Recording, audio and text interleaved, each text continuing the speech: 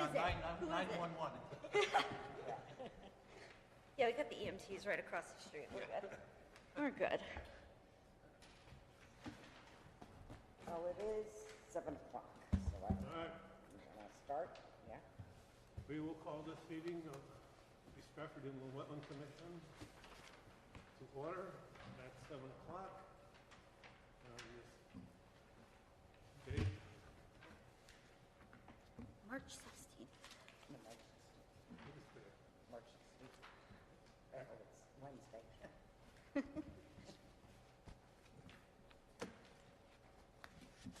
Everybody has their agenda minutes? Everybody's looked at the minutes?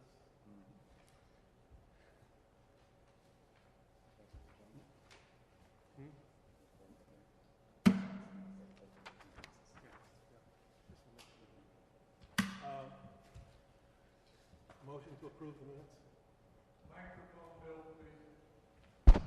please. Sorry. A motion to approve the minutes. Did you just raise your hand to approve the minutes? Mr. Schleicher, we have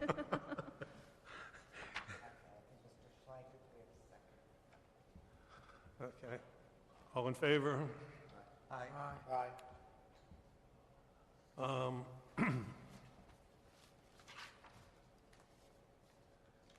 Old business. We don't have- Are we doing any old business? Nope, we're good on old business. You're going to bring the... Oh, the 335 Ferry Boulevard? Yeah. I could do that. So 335 Ferry Boulevard, which we permitted, after speaking with Bill, we had some concerns about the way that they're going to be demolishing the building and ensuring that there's not going to be any runoff into the wetlands. I don't think they did a very good job in the application of really addressing how they're going to be going about the demolition. So I'm going to be reaching out to the project engineer just to let them know that I'd like to have oversight on that demolition process. I want to be involved in it. So I'll be reaching out to them, and during the course of the upcoming demolition, I want to let them know that they need to let me know when they're starting that process and making sure that we have proper controls in place to ensure that nothing's entering the waterway, really. Just to expand on that, the reason why I talked to Tina about that was I couldn't sleep one night, so I turned on Channel 79, and which is the Stratford channel, and listened to that presentation to zoning. And their presentation to zoning was much more detailed than their presentation was to us. I agree. I saw the zoning one, yes. And there were a number of things in that representations they made that kind of, disturbed me a little bit, that they didn't make these representations to us who are giving them a permit. One of the things is they're hiring an environmental analyst for oversight. And that analyst, according to them, was going to report to Spath Bjorklund, the engineers. And then they were going to make the corrections. It seems a little illogical. It's kind of like having the fox in the hen house. They're reporting to the person who actually drew up that detail to say if it's okay. Yeah. The chances of the engineering saying, no, that wasn't really quite right, is probably minimal. So we're going to have that person or that firm report to Tina as well. So what will happen, we'll have a direct line to this commission through the conservation administrator. All right, any questions on that? All right, that being said, new business. Would you like to bring forward this? Sure. So for new business, we have an application submitted by Dennis S. McNamara and Carla M. McNamara Revocable Trust, CO Nick Owen, and the applicant's agent is Rose Tissot and Company. So the project is for re-subdivision of a residentially zoned vacant land into 2 residential lots for construction of 2 residential homes, with a portion of the construction proposed within a regulated upland review area of Raven Stream. The site address is Arcadia Avenue, facing portion of Lot 120, Pleasant View Avenue, Stratford, Connecticut. The assessor's reference map 50.13, Block 29, Lot 5. So if you have your plans, you could feel free to open them up and we can walk through it.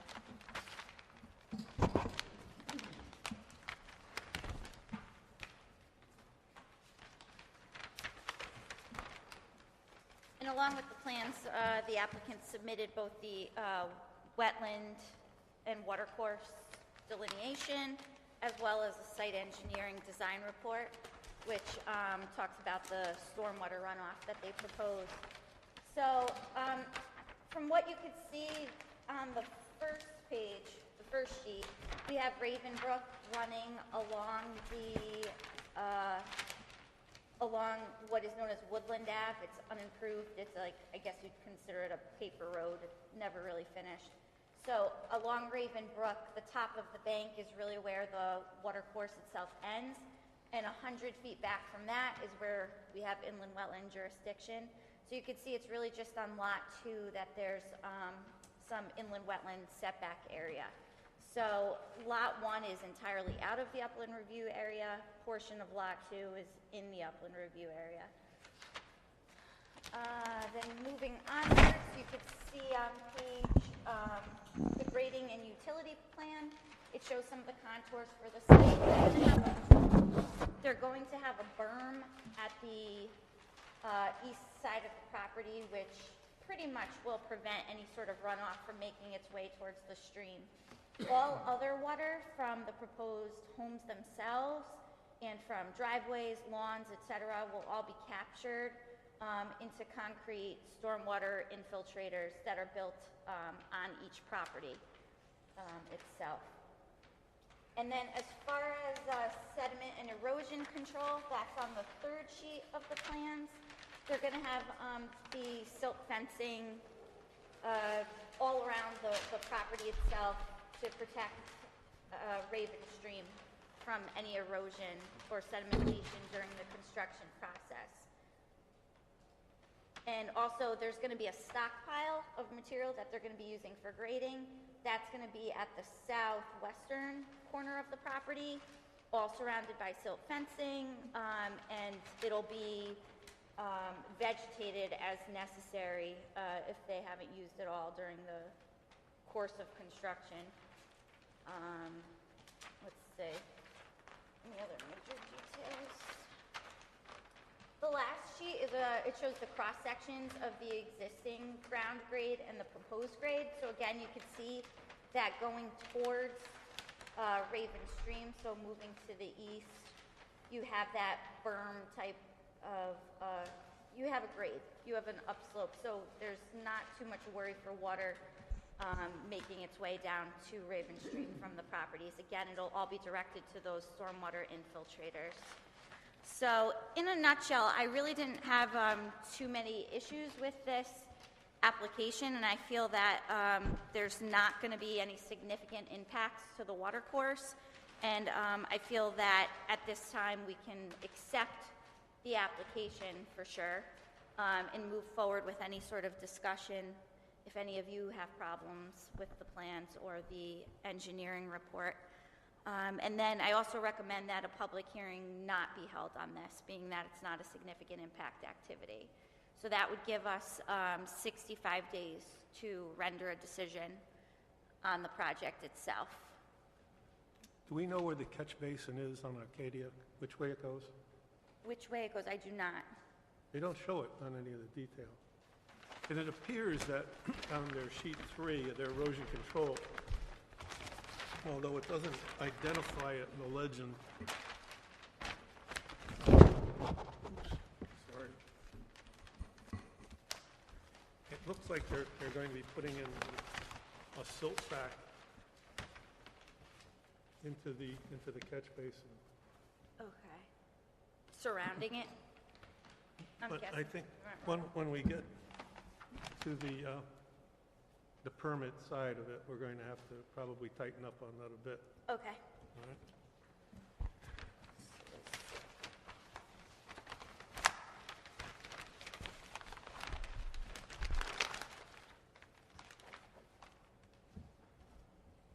right, this is just to accept the application as being complete, and you find it complete. I find it complete. Just a quick question. They're going to have the utility hookups come in from Acadia? I believe so.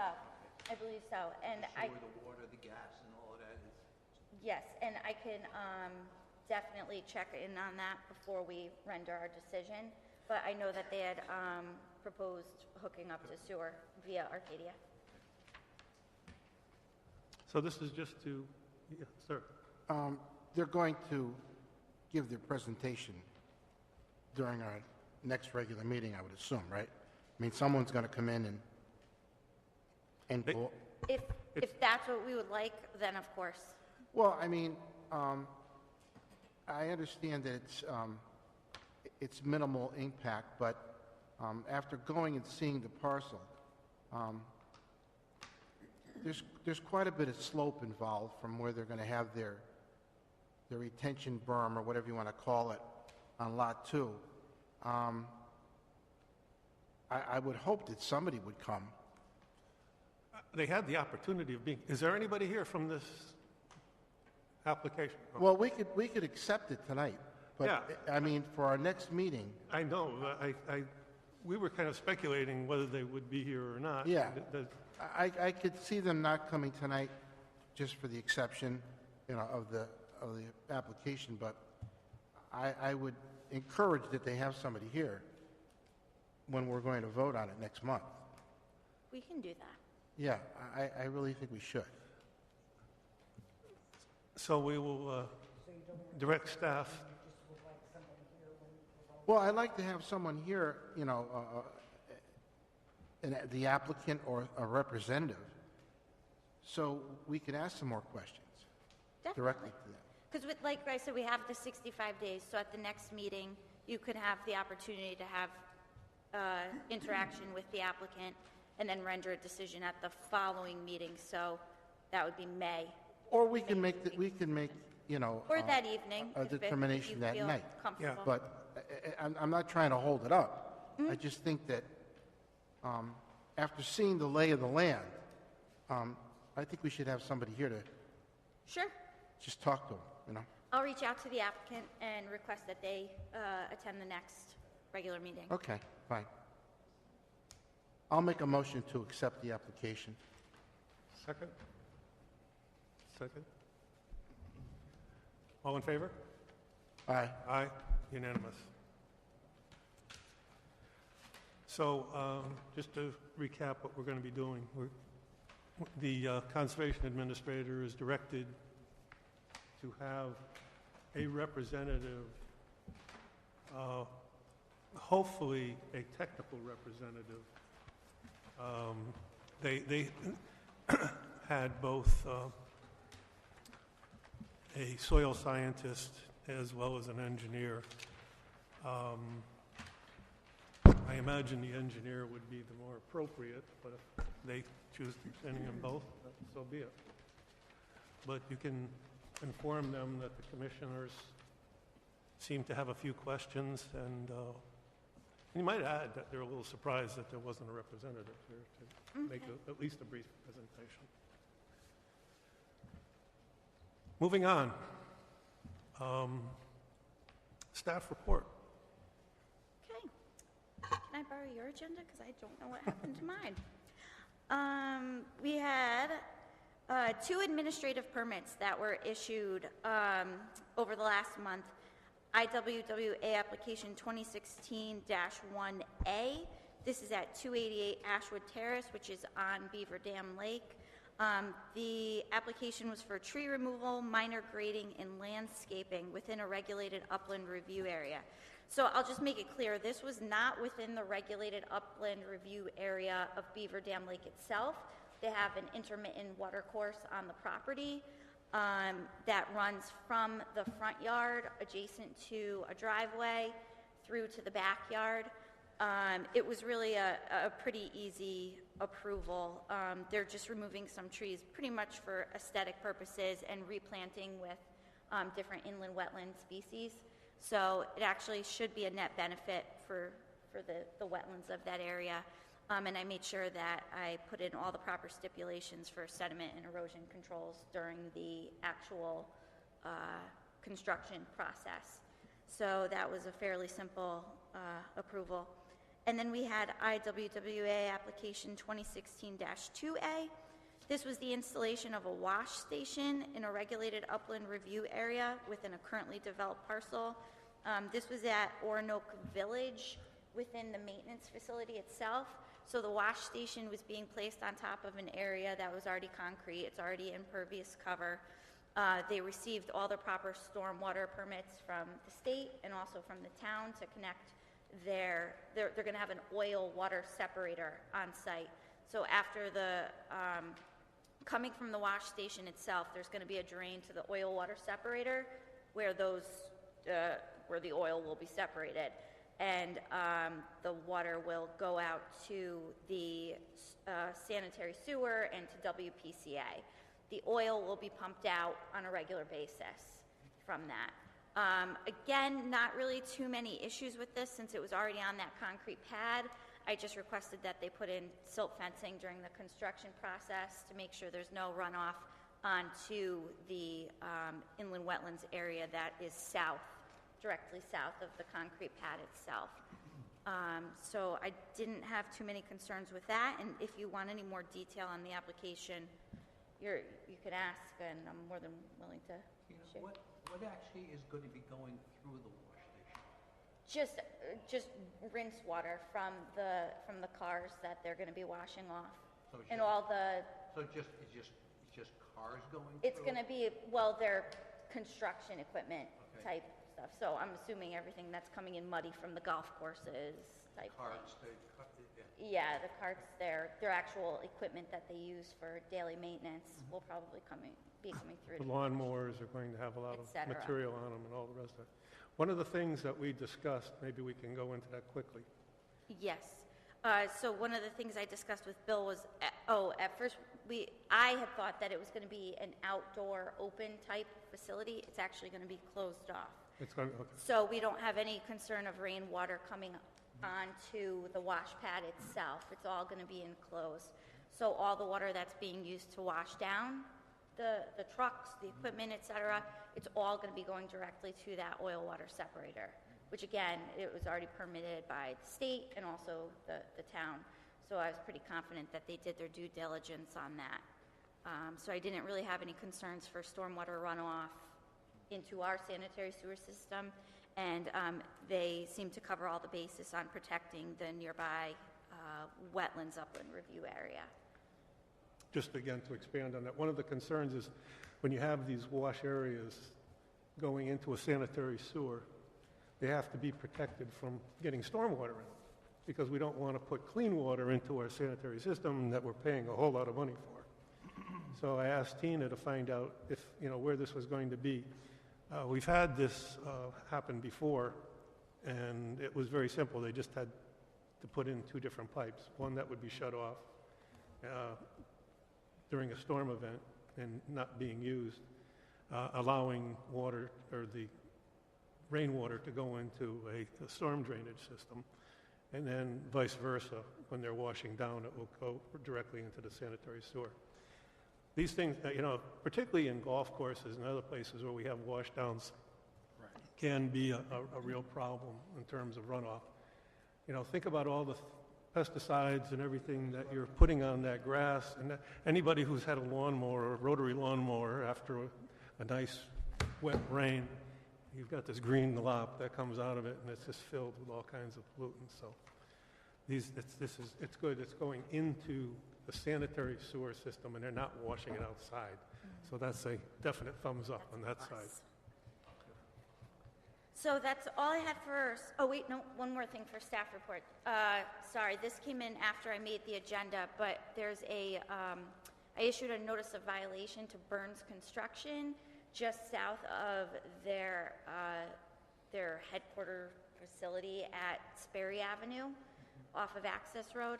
So on the south side of Access Road, where they have their actual construction taking place, and run the course of their business, they installed an approximately 150 linear foot concrete block retaining wall with placement of fill behind it, and that was within an upland review area.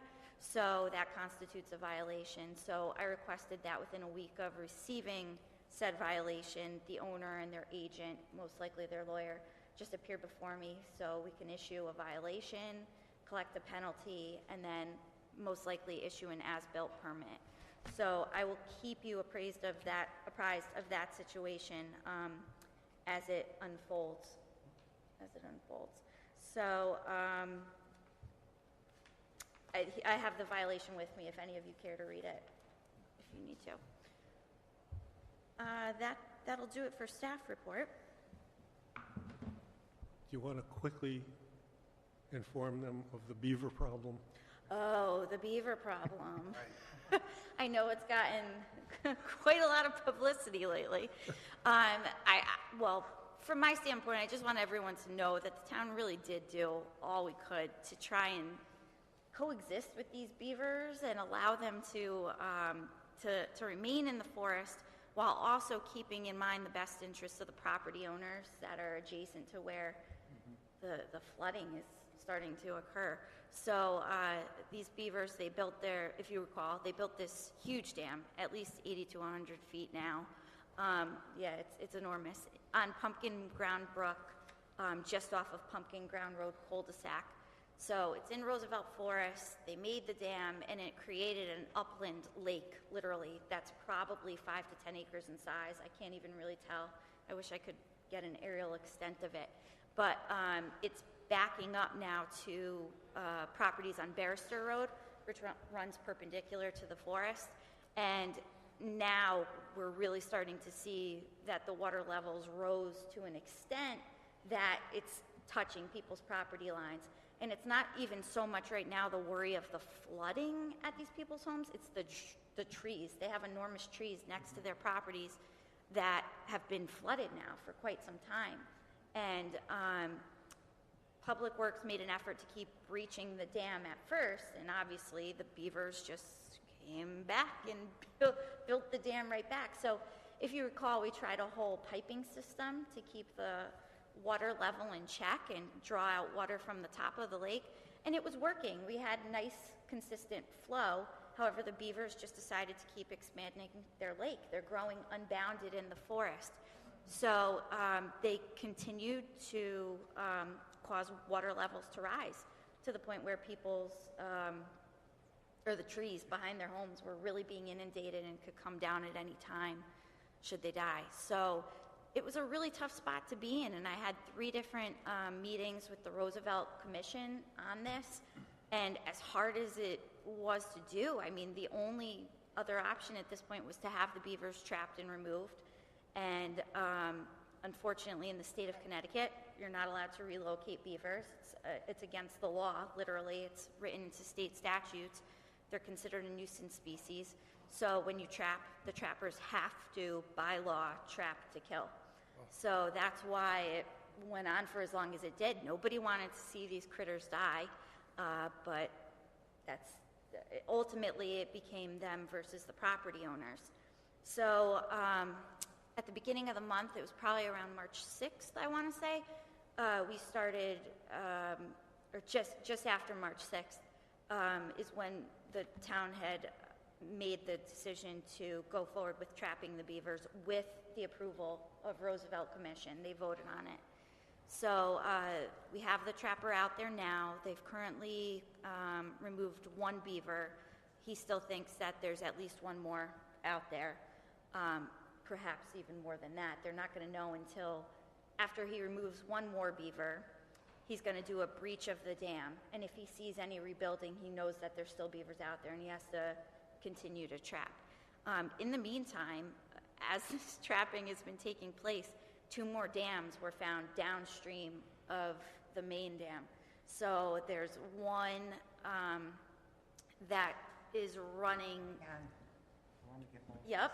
Don't want to miss a thing. More than just 2 beavers. Yeah, most likely. Okay. So there's 2 more dams. One that's running somewhere in the vicinity between Cut Spring Road and the main dam, and then one that's pretty much at a property owner's home at where Cut Spring Road turns, just past Cook's Pond. And actually, that property owner has had some real issues now because he's already seen uprooted trees just fall over due to the inundation. So it's a really big issue. And, you know, at the town council meeting, there was certainly many voices speaking against trapping and killing these beavers, but unfortunately, it came down to property owner versus the nature around it. I mean, if I had invested hundreds of thousands of dollars in my property, I'd be pretty concerned myself. So we had to look at the situation through that lens as well. So How did it, I mean, they must have known they were there for years. I mean, it's not like they just came in all of a sudden. well, that's the thing. So they could have been building the dam. First of all, I will say that they are able to construct these dams seemingly overnight. So even if they had only been around for a year, they kind of went unnoticed in the forest until this lake actually got big enough for it to start affecting properties. Nobody ever really went back to this section of Roosevelt Forest until we found out there were beavers there. So, and unfortunately for the property owners on Barrister, their homes are kind of pitched downwards from the dam itself a little. So they're getting the bulk of the water runoff coming towards their homes. And it's a scary situation for them. I'd certainly be afraid. And now with the Zika virus, in addition to all the other mosquito-borne viruses that we know about, they have bogs in the back of their homes now that are going to be probably infested with mosquitoes all summer, in addition to the tree problem, in addition to the flooding problems. So it's a very complex matter. It really is. There's no easy solution, unfortunately. So. The problem with beavers is they're not only good at making dams, they're also good at making other beavers. Yes. And that's the sad part. And what happens is quickly is they've been there for years. Yeah. It goes back to even when I had tenure as conservation administrator. They actually were in the Rosebrook area, Ross Drive area. But I believe that these probably came down from the north side rather than coming up. And once they have a litter of kits, that family kicks them out. They have to go and make their own dam, and they have to make their own lodge. So that's what happens, is it just keeps expanding. It's very often not the same family. It's other families coming in or the offspring of that family moving on. So Tina did a good job. I mean, it was a very sensitive situation, and nobody likes to see them depleted in the forest. It's a nature reserve, but there are priorities that have to be met. And one thing I will add to that is with the way that they can reproduce so quickly, I mean, by stopping them now, by having them trapped now, eventually down the road, I'm hoping that it'll control the population enough so that we don't see as many of these horrible interactions that we're dealing with now. Because, you know, if we let them grow unchecked, they could easily have a population of, 2 beavers can easily turn into a population of 30 in 4 or 5 years. So. What if they caught them and neutered them? You know, that's a good question. I mean, I don't know. You can have a vet. Good question. Catch the males or the females, and neuter them and put them back. But neuter them and put them back. You know, that's not a solution that I've heard of. Again, I know that the licensed trappers are not allowed to really handle them. So we would have to find out if you could have a registered vet come and take them. What about the Wildlife Federation? I don't know. Because they're considered a nuisance species, the state kind of demands that they be killed by the trap itself. So that's a good question. Something I could look into for sure. One of the problems is that the Fish and Wildlife Group and the DEP is according to Tina and historically, do not get very proactive in these things. They basically say it's the town's problem. So it is not only the town's problem, it's the town's finances and all the rest of the responsibilities that go with it. They just tell you what you can't do for all practical purposes. And you're on your own is what it amounts to. And I think she did a good job on what we could do. We talked about it at the Conservation Commission the other night, and I think this step has to be taken and see where we go from there. We're not going to get rid of beavers in the town of Stratford. I mean, they're here to stay. There's no question about it. If they're not here now, they will be soon. They're coming down, the populations up the Housatonic River and in that section is huge. And that's probably, that's probably the way they came down into our area. They probably came down the Housatonic, went up Pumpkin Ground Brook at Beck's Mill, and then just kind of went into that corridor. So we're not going to get rid of them, but I think the immediate problem is to remedy this particular dam system. And that's not with an N on it. It's and then we'll go from there. Put some of their adversaries in there, put a couple of otters in there. All right. Yep, that's it for staff report, just Commissioner Forum, You want to go into the Commissioners Forum and then discuss this? Sure. All right. Is that how we should do it? I don't know. I'm not sure either. This Well, is only my second meeting as chairman, so I don't know. in a nutshell, I mean, we've had one commissioner who hasn't been here since I've been here, so we're going back 9 months We now. got to talk about attendance and membership. Yes. We have people here who are alternates who are far more diligent than the people who are on full time. We have at least one, to the best of my knowledge, who's only showed up once in a year. And we have bylaws. And I don't know if you're all familiar with the bylaws of this commission, but it states that this commission has the ability of removing a member of the commission. That hasn't been at 3 consecutive meetings. If he has 3 consecutive meetings. This one individual has not been here for 14 or so. So, again, I would like to see alternates move into that position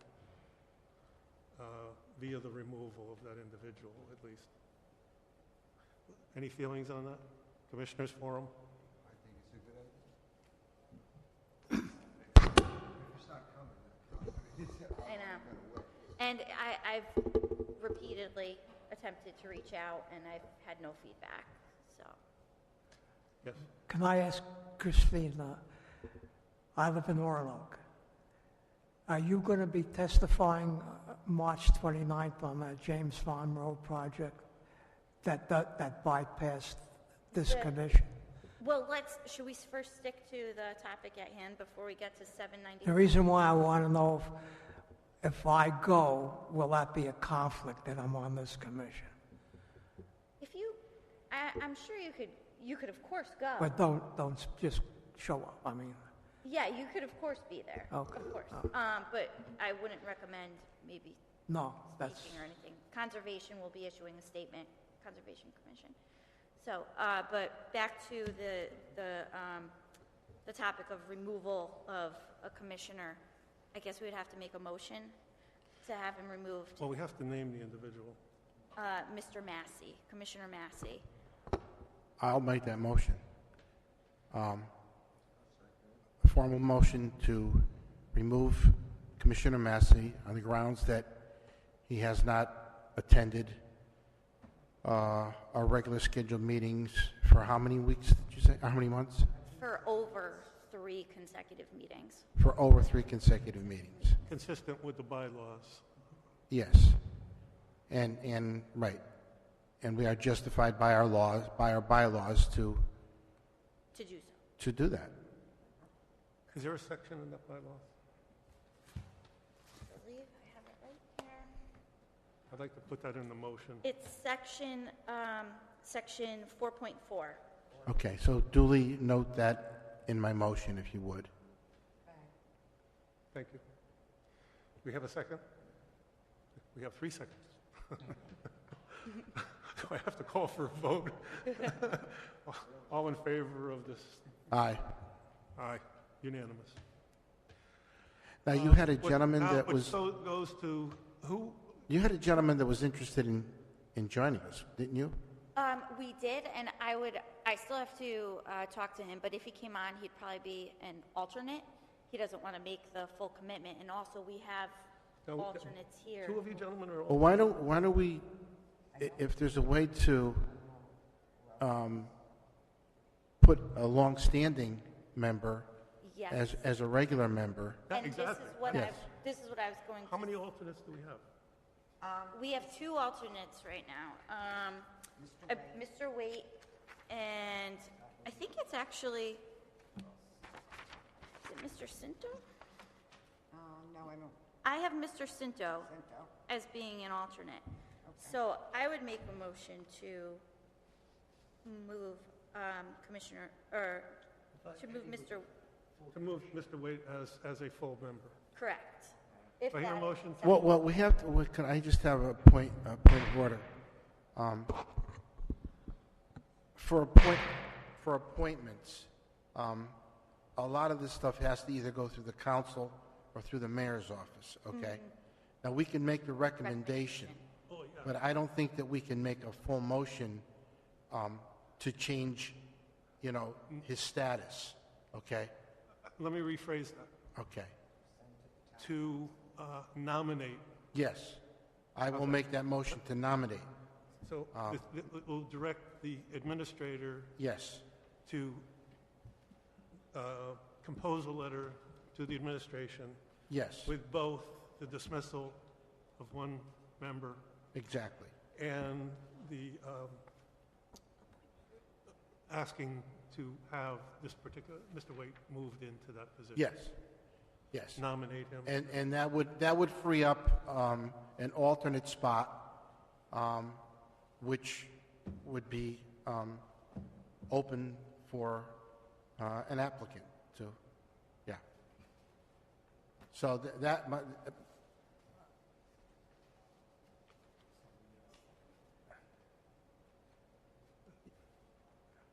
Are we okay with that?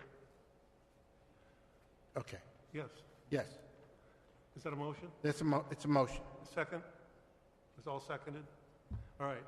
All those in favor? Aye. Aye. So that's the way it's going to go in. Excellent. Yeah, I'm going to get on a little bit of a soapbox here about membership. Everybody that's here tonight is very diligent. You 3 gentlemen, 4 gentlemen. I get a little disturbed, even at the Conservation Commission, of people not coming. There's 12 meetings that you've volunteered to come to in a year. And, there's a certain responsibility we have to the people of the town of Stratford to live up to these responsibilities that have been issued to us as commissioners. And I really have a problem with somebody who doesn't live up to that responsibility. And I'm sorry for Mr. Massey, but I think we've given him every opportunity possible. And I Well, hope... it becomes could I just say something? It becomes a problem also for applicants when we can't make quorums and meetings have to be postponed. There's a monetary consideration here too. Oh, absolutely. So it's not. It has nothing to do with a personal thing. It's really the performance of this commission. We've been given a charge to be adjudicators for the town of Stratford. Right. And as I've said before, and I'll probably say it again, the decisions that are made on this panel are certainly going to last for decades and probably last for centuries. So it should take a lot of deliberation. And I don't mean to take this to any personal thing, but I do get a little upset. I did get a little upset when I sat over there watching commissioners come in and opening the envelope while they're sitting here at the table. It would be nice if, you could do a little bit of homework. At least look at the agenda, look at the information that Tina sent along, be prepared, maybe make a list of things that you want to ask an applicant if there's an application coming before us. I think that's another responsibility we have to the town to be good adjudicators, and that's exactly what we are. We are judges. That being said, one of the things I'm going to talk about are getting identification tags for the commissioners. By law, you are allowed to go onto these properties. You have warrantless entry onto these properties that have an application before us and look at the property. They can't tell you, no, I can't come on. At any point in time. Well, I mean, I I think if you knocked on the door at 2 in the morning, they might be a little upset. During normal, working hours, 9 to 5. But, again, and there's a courtesy thing that, if certainly go and tell them you're coming onto the property, or if we have phone numbers of the lawyers, you can tell them where you want to come and look at it. The one thing we can't do is go as a group, because that consists of a meeting, and that would be illegal. But what I would like to have is some sort of identification to show that you are a member of this condition. I had one. Years ago, we did. Being around so long, I can't even tell you how long it was, but going back, and I used it a couple of times. I could tell you one instance where the gentleman, it was on James Farms Road. There was a guy that filled in part of Cranberry Bog Pond, and actually, I remember his name. I'm not going to bring it up, but I had the card, and I went to his door because you have to ask permission. You just can't walk on the property even though you're a commissioner and you have your credential. And I showed it to him, and he still did not acknowledge that he would allow me on his property, okay? But I had a little card, and I don't know who issued it to me. I don't remember where I got it from. But we did have them. Years ago, we had them. I mean, actually, they issued them all to everybody in the town, every employee to the town of Stratford at one time. That's why when I talked to Tina this week or the other day, these kind of identifications, first of all, when I was the conservation administrator, I actually had a badge. Yeah. And I wore a hat. We had vests. We had everything. And as I was saying, that cut down in about 15 minutes of trying to explain who you are. When you come to the door, if you look like if you're official, you've got the official stuff, it cuts through a lot of the BS and you get right down to work. So I suggested to Tina, I would like to see her come up with some sort of identification for the agent, the inland wetland agent / conservation administrator. And what I wanted to do was bring before the commission a motion to have Tina look into purchasing identification cards for commissioners. And we'll look at different types that we can, and make a decision which ones you think are best. Also coming up with a uniform, for lack of a better phrase, a uniform allowance for Tina. We have money here. Rather than her try to go through Public Works and go through that, I would like to make a motion to allow her to look into what it would cost and where's the best place to get these things, and then get back to us, and then we will make a motion to purchase them or not. Does that sound okay with everybody? Yeah, would this have to be a picture ID? I'm sorry? Because of a picture ID. Yeah, I mean, Yeah, it would have to we'll have get, your- that's why I think it should be a consensus. We all should think that it's something that's useful and that it has the information on it that you want and it looks official. I believe the fire department even makes like official town ID badges, so, Well, you know, you could check with zoning, because zoning issues them. I had a zoning one also. oh, I'll ask. And you could, and it had the town seal on it, and it had, you know, in its own verbiage, this person is authorized, blah, blah, blah, blah. But you could check with zoning. I will, Because, I will. you know, We can, get something, like getting with a little bead chain with like one of those little leather things and, it's like, I want you to look official. I want you to go up to, if you're going up to a door, I don't want them to think that you're just somebody who walked down the street. Tina, don't go too far. I don't want a fingerprint or DNA. All right. We're not taking any blood samples from anybody on this. One other item. If we get these IDs, will the police department know that in case somebody calls the police? Absolutely positive. They'll know that we're gonna We will, put us in the wagon and take us to jail right, No. for trespassing. no, Let me see if I can find my, because I have a town, I mean, I have a town ID. no, we've done this before. I've been doing this for 40 years, and I don't think I've ever been pulled over by a policeman yet for, because I mean, there's certain areas of Stratford where a resident has a lot of boxes, so.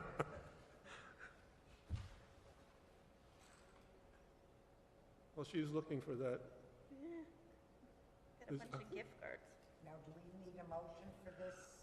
Well, I don't think we need a motion. I think, the chair could direct. I'm just going to direct Tina to The look. chair could direct. Okay. So we won't make any motion at this point in time, but we'll just direct the Conservation Administrator, the Inland Wetlands Agent, to look into all our options on this, as well as, oh, wait a minute, I do want one. All right.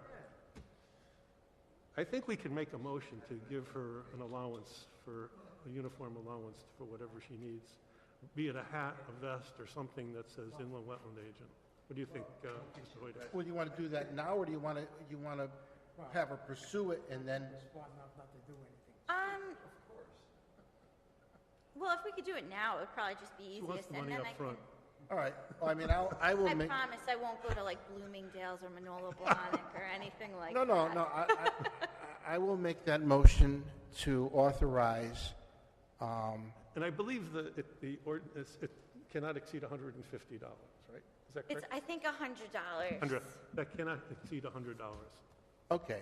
Why don't you, how you want to word it, and I'll, Make a motion to,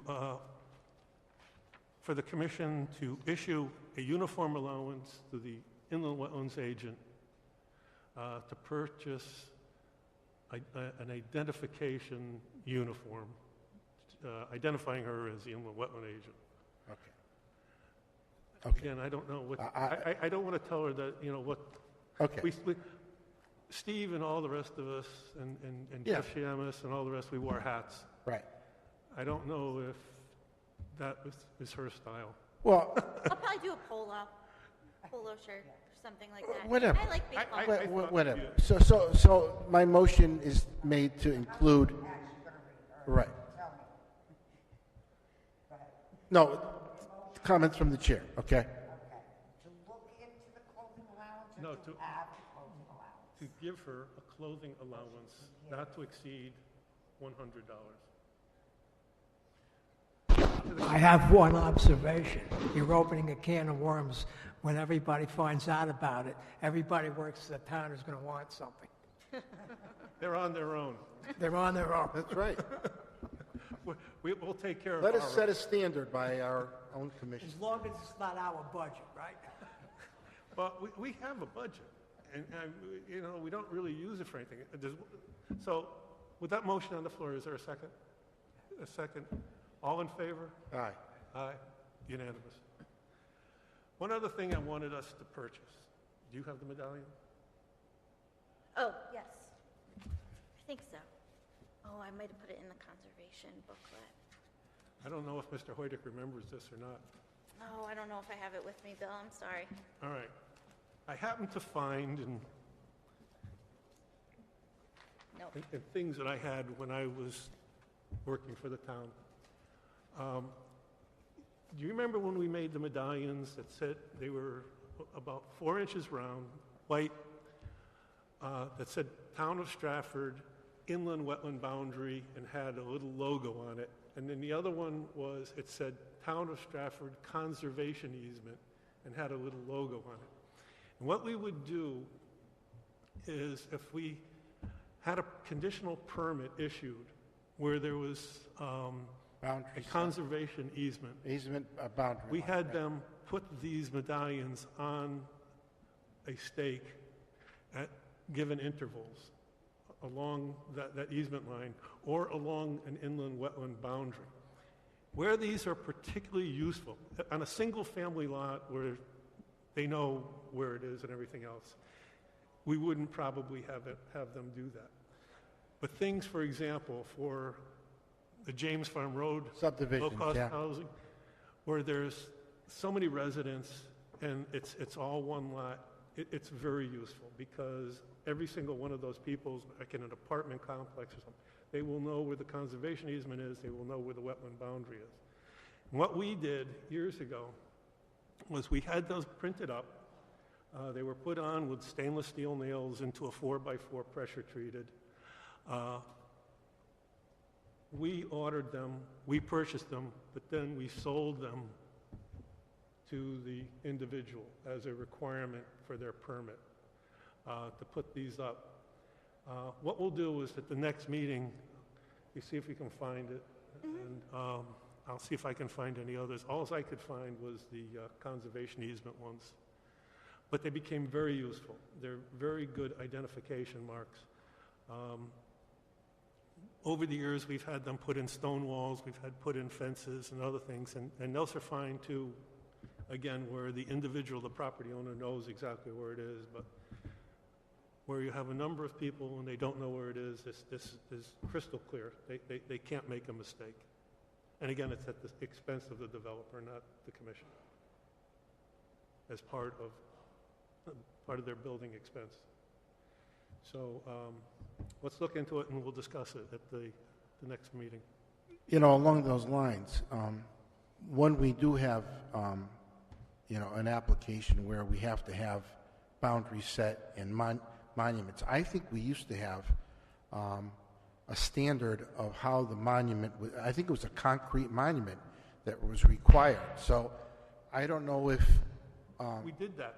Yeah, so if you want to make sure that when you write up language, we have our standard conditions always for applications.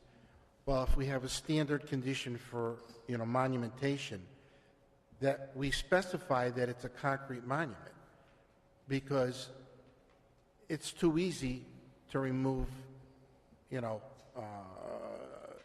wood or flags on trees or whatever, okay? But I think going back many years, that was part of our... Absolutely. So if you could remember that, Tina. Well, what we're going to do, Tina and I discussed this the other day too. When we sat down, Ron, with Tina, and we talked about putting together the boilerplate permit. Yeah. With all the bullets of the boilerplate. Right. What I asked Tina to do is to kind of draft up that boilerplate permit. Yeah, that would be good to do. As well as a work matrix for you guys. What we're going to try to do is give you, for all practical purposes, a checklist that you can put in with your application with things that 99 times out of 100, I don't remember half of the stuff that I really, wanted to talk about at the meeting. But if you have a checklist in front of you, erosion control, does it have this, does it have this, does it have this? Water quality, does it have this, does it have this? What we're going to do is try to make one of those things up so you can all sit here, and when we're listening to the dog and pony show, you can check off which ones you want to ask, and then we can get right to the point. Does that sound like something that we... Yeah, Okay, cool. We'll do that. Very good. And just a quick FYI, they're working on the Broadbridge Bridge. Yes, that started. One half of it, yeah. Yep. All right, where are we? I think that's it, except I have one more comment on, for 795 James Farm Road. I met with the zoning administrator yesterday to go over concerns that Conservation Commission had brought up, which overlap with everything that we've spoken about before in terms of the issues we had with that application. And the zoning administrator informed me that the first meeting on March 29th would purely be the applicant just discussing the application, whereas the second hearing in April, it'll be the last Tuesday in April, is where the opposition will have time to speak, and that's where the Conservation Commission comments will be presented, so it won't be until the April meeting, just an FYI. That would be for the public. Correct, it's a public hearing, and it's held the last Tuesday of the month. So for March, it'll be March 29th. In April, it's the last Tuesday in April. I don't know what it is offhand. So I would recommend being at the one in April if you want to voice any concerns. Well, that's where we're going to go now, to the April meeting. To the April meeting. I probably won't be here for All right. the Wetland Commission As you probably meeting. know, that this young lady is going to become a very lucky mommy. Yay. And it will be in April. So we're just discussing this application that's on the table right now, we don't have to work on next month. And it doesn't look like there's any big brush fires happening here, that are going to make us have another meeting. So I want to hear your opinion about maybe not having an April meeting and publishing it accordingly, because we have to publish that we're not having the meeting. Right. So what I would suggest is, since the Arcadia Ave application, we have 65 days to render a decision, we can have the applicant come into the May meeting, which I should be back for, have them come into the May meeting, and we can make our decision at the May meeting. Right, we can vote at that meeting. Yeah, and you can vote at that meeting to approve or deny the application, most likely approve. So they can come in with their representatives, hopefully give us some good explanations and whatnot. Well, the thing you have to ask too is, how long do you anticipate your 6 weeks I'll be out. 6 weeks? Yeah, and so even if the May meeting falls before the end of that 6 weeks, it's okay. I'll be all right to come in. I'll do my best. If you can't, If I can, I can. if you can't, I think we could do it. Okay. I can know also- that I've done it in the past. If it's a simple application, we have Gail here. Mm-hmm. She's here to take the minutes and. I mean, if I could be here, I will. If I can't, I'll let you know Yeah, well ahead of time. and Bill could canvass us and, Planning that heard this before, and there was really no opposition. That's correct. So, all right, I think we'll figure it out, all right. right? How do you want to deal with it? How do you want to deal with April? It's up to you. I mean, No, it's up to you guys. What do you think? no, it doesn't matter to me. I mean, it's All right, up to you. I mean, I can put it together agenda for April and everything else, but one of the problems is there's nobody going to be sitting. I asked Tina, who do you think would be basically taking the phone calls? We really don't know. Right. Mo McCarthy is her direct boss. I know. And I don't mean to be cynical or anything, but it's highly unlikely with his workload that he's going to be taking down notice violations and all the rest of the stuff. Or questions about putting in new applications or accepting new applications and this and that. So for all practical purposes, we really don't have a mechanism in place to take any applications. No. All I would suggest is if you want to clear your agenda of what we have now, we could have the meeting in April. Just deal with the application that we have here, and postpone or put off any new applications or violations that come in. But it's up to the chair and it's up to you, Well, Tina. I wanted to be, why don't we do that then? We'll have a very simple agenda in April. Right. You know, approve our minutes, We'll have, yeah, we'll, for all go purposes, over the application, and then that's it. And this way, anything new that comes in can be dealt with in May or June. okay. And you don't have this hanging over your head, okay? This, I think Good. that sounds Okay. logical. I think So we're that's a having good an idea. April meeting. Simple agenda. It'll be the one, You got it? the one item. I'll have it all set before I go, hopefully, hopefully. hopefully. As long as BB stays cooking for another 3 weeks. She's a nurse there. I'll have her bring you up a computer. I was just going to say, I can see her there and labor. Wait a minute, I got to get this last thing in. That would be me. That would be me. All right. Comes to section 8 here. Adjournment. Adjournment? Nobody wants to adjourn? Okay, we'll sit here for another hour. I didn't hear what it was. I second it. Okay, all in favor? Aye. Let's go home. Oh, boy. I have to congratulate you on a very informative meeting, your first day in the chair. First day on the job.